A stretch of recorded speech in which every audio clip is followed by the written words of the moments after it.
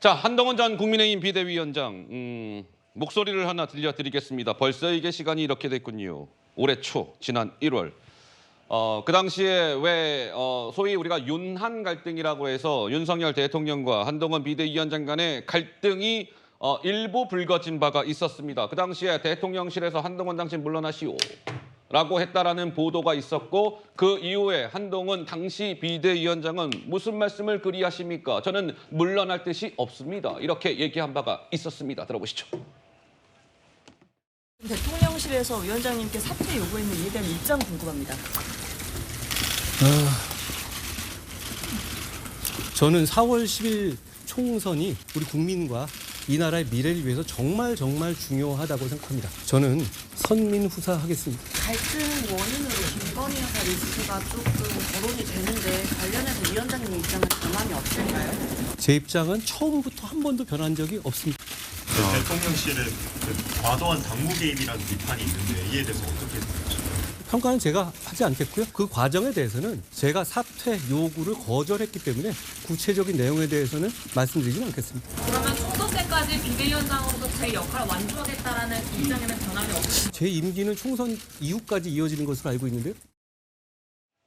야, 이게 저 때만 하더라도 저 모습을 보니까 꽤 좀 시간이 이제 지난 듯 하네요. 그죠? 지난 1월인데. 자, 그런데 한 보도에 따르면 이런 얘기가 나왔습니다. 그러니까요, 4월 1일 날 있었던 일입니다. 총선이 4월 10일이었으니까 총선 불과 9일 전에 한동훈 당시 비대위원장 겸 총괄선대위원장이 대통령실에 저 비대위원장 못하겠습니다. 사퇴할게요. 그게 총선 9일 전입니다. 4월 1일에 그런 의사를 한동훈 당시 비대위원장이 대통령실에 피력을 했다. 이유는 왜 의료계의 그 증원 문제 이거 가지고 한동훈 비대위원장은 대통령실에 자꾸 2,000명을 고집하지 말고 조금 유연성을 발휘하시지요. 이런 의견을 피력을 했는데 이제 그런 것들이 잘 받아들여지지 않자 나 그러면 비대위원장 사퇴하겠습니다. 이런 논란이 계속 이어지는 상황에서는요, 여당이 선거를 치르기가 매우 어렵습니다. 라고 하면서 사퇴 의사를 밝혔다. 이겁니다. 그리고 나서 그날 4월 1일 날 실제로 윤석열 대통령이 그 50분 정도였나요? 대국민 담화를 발표했잖아요. 그 담화를 본 이후에 한동훈 당시 비대위원장이 재차 저 대통령님의 담화 내용을 봤는데요. 안 되겠습니다. 이거 매듭이 풀려지지 않을 것 같아요. 이대로는 여당 비대위원장으로서 선거를 못 치르겠습니다. 다시 한번 사퇴 의사를 밝혔다. 총선 9일 전에. 그러니까 4월 1일 날 두 차례에 걸쳐 대통령실에 한동훈 당시 비대위원장이 사퇴 의사를 밝혔다라는 내용이 비하인드 스토리성으로 전해졌는데 우리 최수영 평론가님 이건 어떻게 해석해야 될까요? 이제 선거가 지나고 나고 총선이 끝나고 나서 이제 서로 패인을 분석하다 보니까 이 얘기들이 이제 속속 불거지는 겁니다. 아이고, 예. 결국에는 저는 이건 뭐 예정된 수순이라고 봅니다. 이번에 총선 패배 책임을 둘러싸고 그러면 윤 대통령의 국정 운영 스타일과 그런 어떤 추진 과정에서 문제가 있었느냐, 예. 아니면 한동훈 위원장의 선거 전략의 부재와 캠페인의 오류에 있었느냐, 이런 지금 이제 얘기가 붙고 있는 건데 이런 과정에서 양측들이 그동안에 있었던 일을 선별적으로 흘리는 겁니다, 언론에. 그러면서 지금 이렇게 이제 말하자면 갈등이 이제 계속 있는 것처럼 보여지면서 네. 더더군다나 이번에 오찬 대통령 초청 오찬 한동훈 거절. 위원장이 거절하면서 이제 이것이 촉발이 더 된 거죠.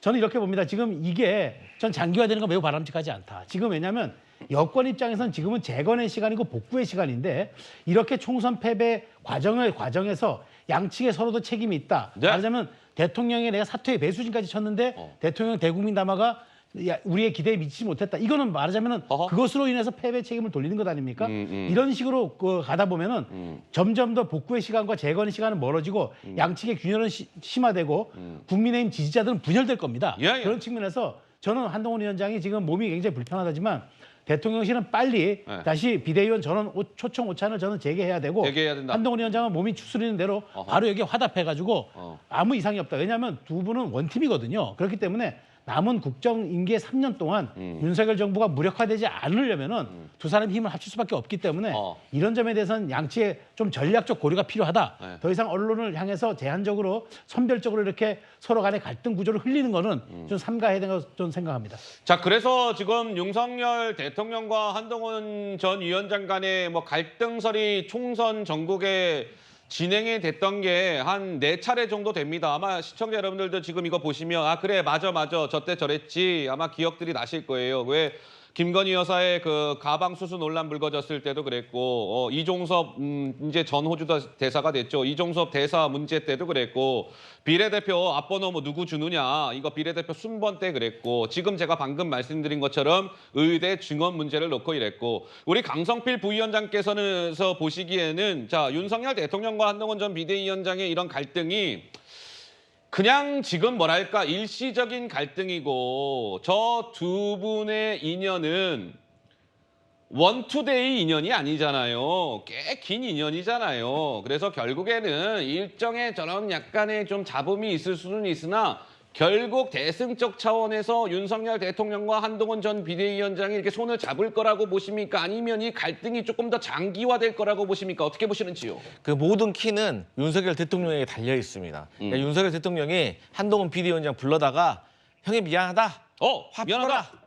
너도 서운했지 이렇게 말 안 하면 절대 안 풀립니다. 그러니까 한동훈 비대위원장은 법무부 장관 할 때부터 보면은 무조건 자기에 대해서 공격이 있잖아요. 그럼 다음 날 출근길에 조목조목 반박을 합니다. 그러니까 이번 같은 경우도 선거가 끝났습니다. 그리고 나서 쉬고 있는데 홍준표 대구시장이 막 공격하는 거예요. 그래서 참았어요. 그런데 갑자기 홍준표 시장과 윤석열 대통령이 4시간 동안 만찬을 했다는 소식이 벌어지고 또 만찬이 끝난 다음에 홍준표 시장이 갑자기 이제 그 한동훈 비대위원장을 향해서 배신자 프레임으로 공격을 해버리니까 한동훈 비대위원장은 이제 대극노한 거죠. 이제 이렇게 있어서는 안 되겠다. 그래가지고 그 반격의 시작이 무엇이었냐?